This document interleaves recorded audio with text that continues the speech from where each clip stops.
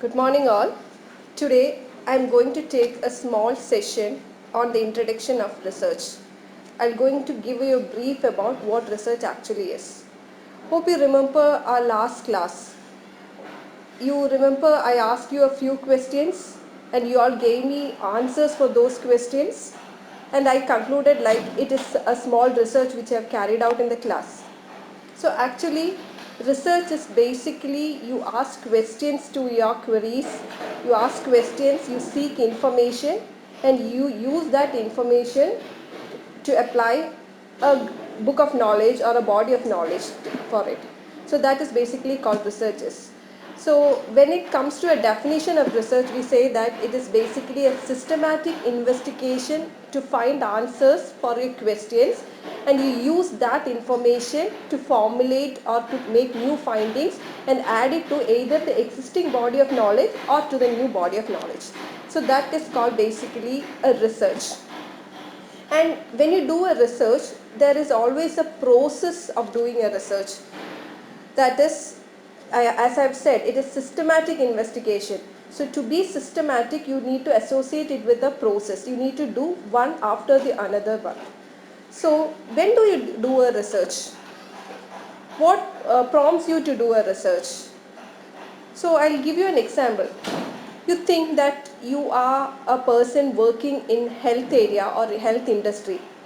Maybe you are a doctor, maybe you are a nurse, maybe you are a dentist, maybe you are a health administrator, looking into the health administrative or welfare measures, etc.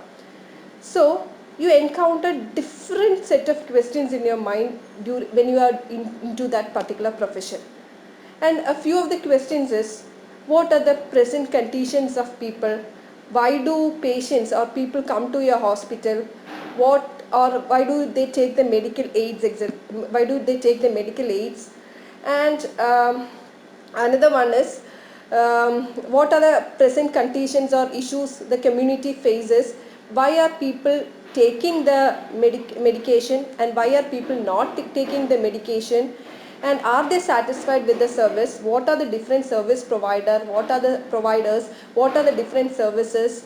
Will they visit the service? Will they take the service anymore, etc. So there are a lot of questions which you have to encounter when you are into that particular profession. So what is a research for a medical person or a person working in the medical industry? So based on these questions, they collect as many information from among the people, and they use that particular information to formulate a policy, to formulate a particular treatment, to formulate a procedure, or they add through the existing body of knowledge, and also they come across with new findings, etc., which would be a new body of knowledge. So that is research for those particular profession. So for each and every profession you take, there will be research associated. So basically, when you do a research, there should be some characteristics associated with that particular process.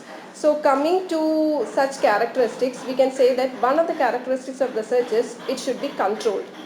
That is, control in the sense the researcher should have entire control over the research process. Correct, entire control. That is, when do you do a research? When there is some problem associated with it. The problem is for the researcher. And how is he going to find answers to that particular problem? It is his research design. So everything is controlled by the researcher. So that is the meaning of the term control.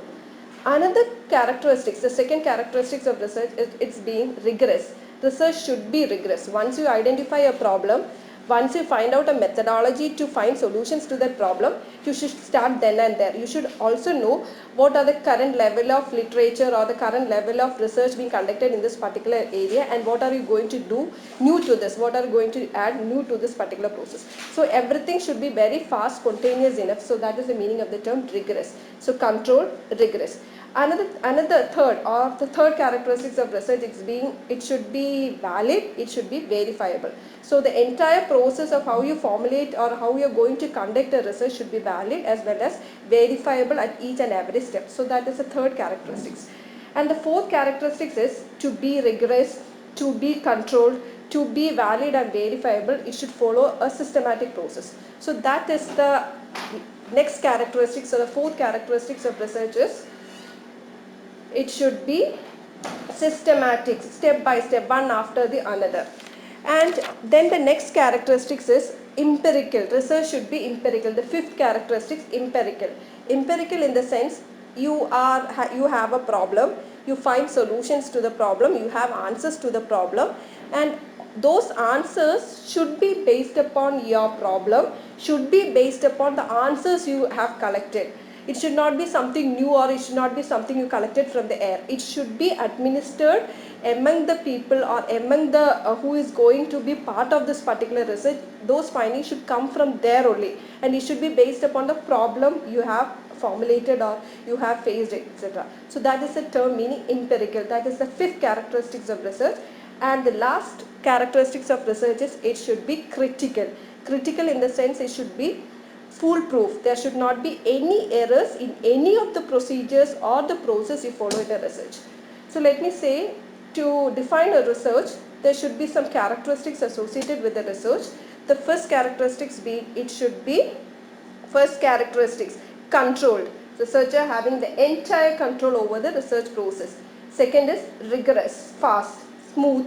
It should flow one after the another, rigorous.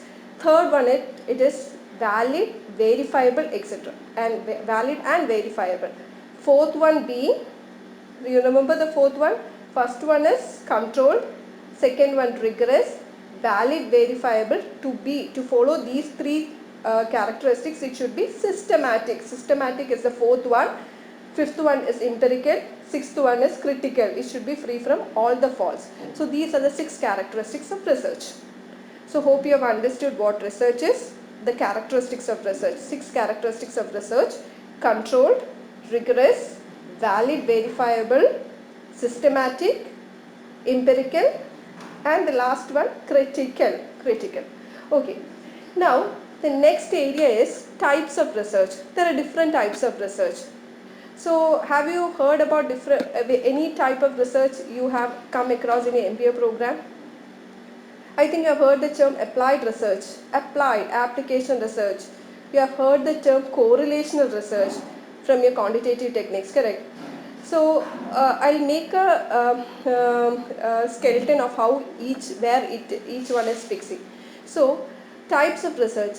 I classify research from the viewpoint of, I have various viewpoints. I take 3 viewpoints. The first viewpoint is from the basis of application.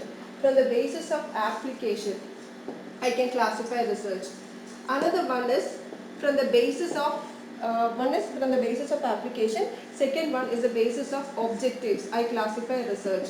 Third one is from the basis of inquiry mode.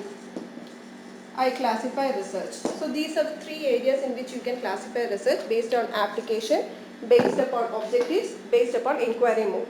So coming to based upon application. For based upon application, I divide research into 2 areas. One is called a pure research, another is called applied research. Applied research. So based on application, you have 2 types of research: pure research and applied research. Based upon objectives, I classify research as descriptive, correlational, explanatory, and the last one being exploratory. So based upon the type, objective mode, or in the viewpoint of objective, I classify research into 4 areas. One is descriptive type of research, second one is correlational type of research, third one is explanatory research, last one be exploratory research. So these are based upon objectives. So in the third area, inquiry mode, I classify research into 2 areas. One is qualitative research, and another one is quantitative. You know the term meaning of both these, quantitative and qualitative research. Okay, so how many types of research are there? Pure research, applied research, descriptive research, correlational research, explanatory research, exploratory research, qualitative research, and quantitative research. These are the different types of, various types of research. So coming to the application base, you have pure research and applied research. The difference between pure research and applied research. Pure research, that is, you find something which can add on to the existing body of knowledge. It's not something new, but it's an extension of the already existing book of knowledge. So that is called pure research. You know, there is a relationship between satisfaction and management. So you find out various variables that affects satisfaction with the management area. You know that there is stress among people. You find out an instrument to find out to detect the stress among the employees. So something is known to you and you add something new which will be add on to the existing book of knowledge. That is called pure research. That is, wheelchair is used for patients, used for people who don't have legs, or there is a problem with the leg movement, etc. So you design wheelchairs accordingly. So that is pure research, adding to the existing book of knowledge. So next is called applied research. Applied research will be the opposite of pure research. That is, you have a problem, you find out the solutions, answers, etc. and the solution should be applied in the problem to solve that problem. In the problem, so that the problem can be solved correctly. So that is called application research. So application research, if I take the example of application research, if I take so what we say that in social sciences most of the research are applied research. We see satisfaction of employees. You find out different variables that cause satisfaction of employees in a particular industry. Satisfaction variables in one industry will be different from another industry. So you are fixing one particular entertainment industry. So what are the satisfaction variables? So you find out all those satisfaction variables which can be used in that entertainment industry, which can overcome the problem in that particular what the problem you are addressing there. So satisfaction parameter. So you apply it into a situation to solve that situation. So that is called applied research. And so this is pure research, existing body of knowledge, and in applied research, new body of knowledge. When it comes to objectives, you have descriptive type, you have correlational type, you have explanatory, exploratory. All these are one after the another. Descriptive research, you describe a situation. That is, there is stress among the employees working in a hospital. That is, there is stress for the doctors, stress for the nurses, stress for the other people who are associated with the hospital industry. So you describe the situation. What is stress in that particular industry? What are the reasons of stress? And from that you formulate your questions and you identify what are the major factors that cause stress in that particular hospital among all the people. So you describe and you are coming up with different variables that cause stress.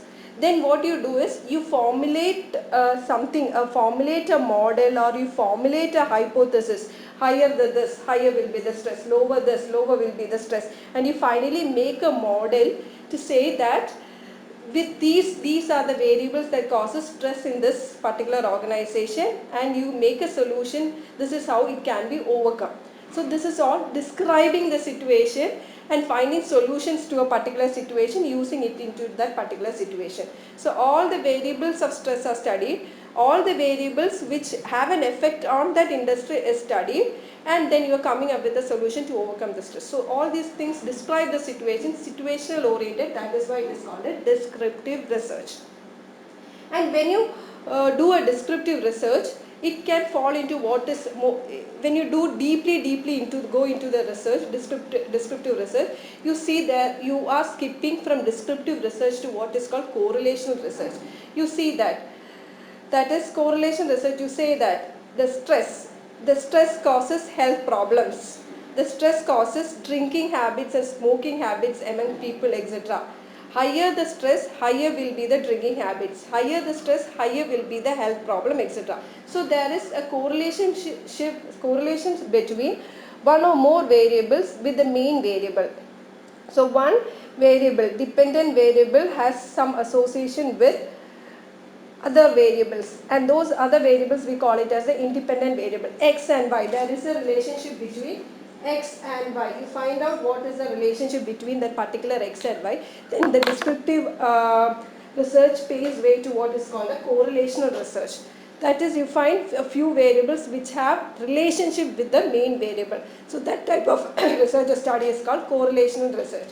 And when you do correlation research, what you find is you have to find out why, you have to explain why there is a relationship, what are the causes of those relationship, how that relationship came into existence, what are the positives of that relationship, negatives of that associations or relationships, etc. So that pays ways to what is called explanatory research. All these things are coming under descriptive research. Descriptive research, when we have associations, we call it as correlation research. When we are trying to explain, that is, our focus of the research is to try to explain why that relationship exists, how that relationship exists, then it is called explanatory research. Okay, there is a relationship. Another thing is, we have found out a few variables or one or two variables which are very new to the content, which are very new. Why the particular stress? Why, what is the role of this particular variable? That is, if you have stress, it pays way to what is called heart attack. So that is one new variable which is coming there. So for that we say that it is called an exploratory study.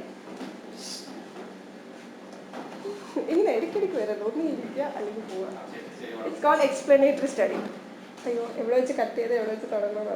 Okay, so we are finding one new variable, that is, which is adding to the new body of knowledge, which forms a new body of knowledge. So that is called explanatory variable. Exploratory research, descriptive, correlational, explanatory and exploratory research. So now coming to the third area, which is called inquiry mode.